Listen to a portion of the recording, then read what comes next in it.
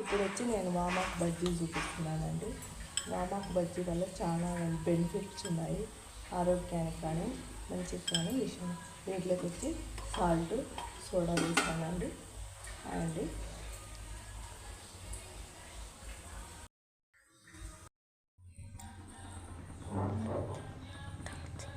ఇదండి వామాకు. దీనివల్ల చాలా బెనిఫిట్స్ ఉన్నాయని చెప్పాను కదా ఇంతకుముందు.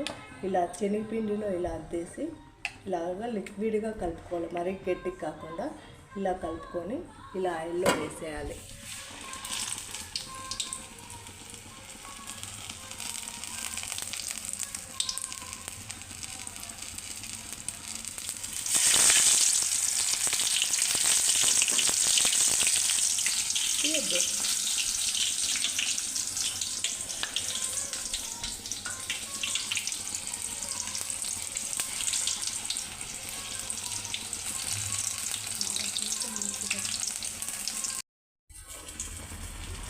ఇలాగ బాగా కాలాక ఇలా రెండు వైపులా బాగా కాల్చుకొని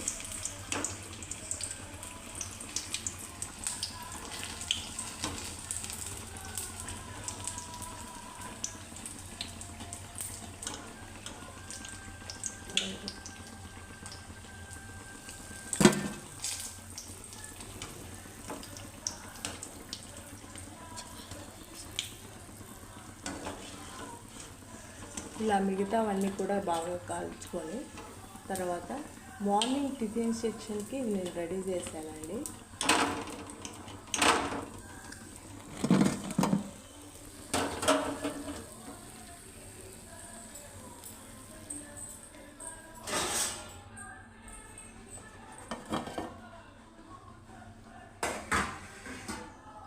ఇది ఉగ్గానండి. మార్నింగ్ పిల్లల కోసం ఉగ్గాని చేసి వామాకు బజ్జీ చేశాను. వామాకు బజ్జీ వల్ల చాలా బెనిఫిట్స్ ఉన్నాయండి.